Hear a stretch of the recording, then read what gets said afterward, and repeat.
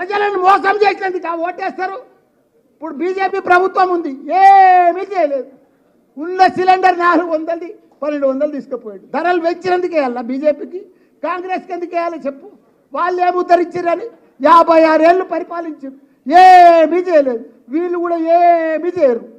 కాబట్టి మనకందరికి కూడా అండా దండ, మన పిల్లలకు మంచి భవిష్యత్ అంటే మనకు ఇదంటే మన ఆడబిడ్డలకు కానీ అందరికి కానీ ఇప్పుడు కాంగ్రెస్ వచ్చిన సంది అన్ని బంద్ వస్తున్నాయి.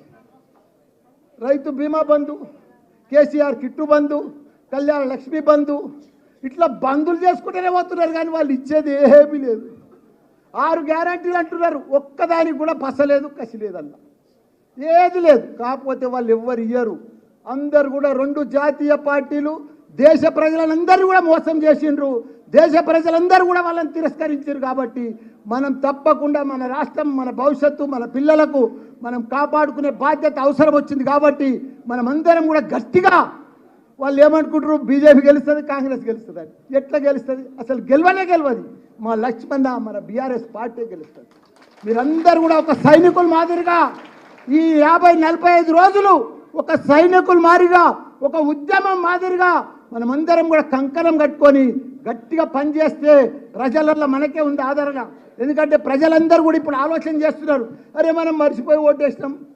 మన సిటీలో అయితే అందరు బీఆర్ఎస్కి వేసారు, ఇంకా ఊర్లో పొడితే వేసారు. కానీ మల్కాజ్గిరిలో, మీకు మల్కాజ్గిరి చరిత్ర చెప్తాం, 7 ఎమ్మెల్యేలు 4 ఎమ్మెల్సీలు, ఇంత పెద్ద పవర్ ఉన్న మనము, ఇంతమంది ఉన్న నాయకులున్న మన మల్కాజ్గిరి మనం భారీ మెజార్టీతోటి మన లక్ష్మణ్ని గెలిపించాలని కూడా మీ అందరు గెలుస్తున్నా. దయచేసి మాయ మాటలు వినొద్దు, మోసం మాటలు వినొద్దు, మనం మోసపోవద్దు. మళ్ళా వచ్చేది బీఆర్ఎస్ పార్టీ, మళ్ళీ వచ్చేది కేసీఆరే. మీకు ఒకటి చెప్తా, హైదరాబాద్లో ఇంతగానం అన్ని సీట్లు కాంగ్రెస్కి వేయకుండా బీజేపీకి వేయకుండా బీఆర్ఎస్కి ఎందుకు వేసారో చెప్పురు మీరు. ఇదంతా మన కేటీఆర్. అరే కేటీఆర్ అంటే ఏందయ్యా? ఒక చరిత్ర, ఒక హిస్టరీ, ఒక ఐకాన్.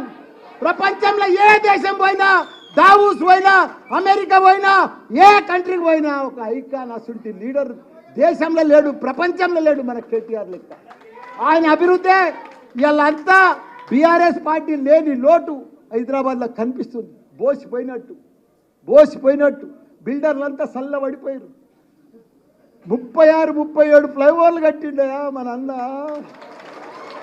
ఏ ఫ్లైఓవర్ చూసినా కేటీఆర్ కనిపిస్తాడు.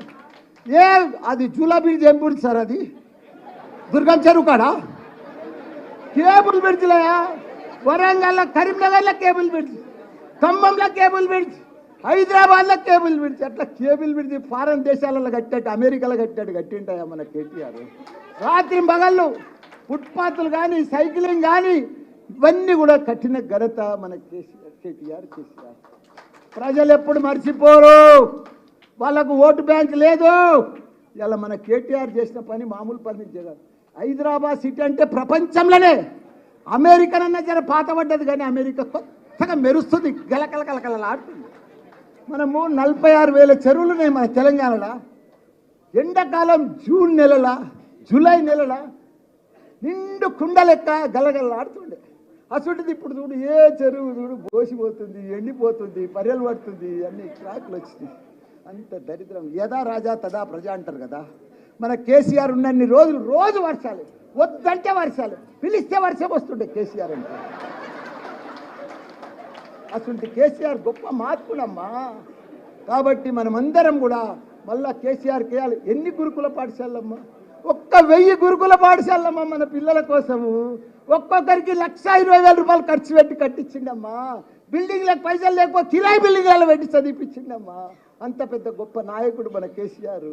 అదంతా వీళ్ళు ఏం చేయలేరు, ఉన్నాయి బంద్ చేసుకుంటూ పోతారు. ఉన్న బంధులన్నీ బంద్ అయిపోతాయి.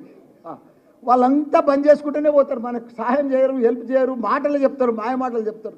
దయచేసి మీరంతా కూడా కంకణం కట్టుకొని, మహిళలు సోదరులకు మీకు ఒకటే చెప్తున్నా, ఈసారి మల్కాజ్గిరి ఇంతమంది ఎమ్మెల్యేలు ఉన్నాం, గ్యారంటీగా గెలిపించే బాధ్యత ఇంత క్యాడర్ ఎవరికి లేదు, ఇంత లీడర్కి ఎవరికి లేదు, ఇంత ఉద్యమకారు కూడా ఎవరికి లేరు. వాళ్ళంతా మాయ మాటలు చెప్తున్నారు, బీజేపీ వాళ్ళు కానీ కాంగ్రెస్ వాళ్ళు కానీ. మనకు ఓట్లంతా కూడా మనకి వేస్తారు, ప్రజలంతా కూడా మన దగ్గర ఉన్నారు. పత్రికా మిత్రులు కూడా మన వైపే ఉన్నారు, వాళ్ళు కూడా 3 నెలల సంది బాధపడుతున్నారు పత్రికా మిత్రులు కూడా. కాబట్టి అందరం కూడా గట్టిగా పనిచేసి భారీ ఎత్తున బీఆర్ఎస్ పార్టీని మన కేసీఆర్ను కేటీఆర్ను మళ్ళొకసారి వాళ్ళ నవ్వుల మనం గిఫ్ట్ ఇవ్వాలని కూడా వాళ్ళకు మనం అందరం కూడా కోరుకుంటాం. జై తెలంగాణ, జై కేటీఆర్, జై కేసీఆర్. థ్యాంక్ యూ మల్లారెడ్డి గారు. ఇప్పుడు మన గౌరవ ఎమ్మెల్సీలు సురభి వాణిదేవి గారిని మాట్లాడుతుందిగా కోరుతాను.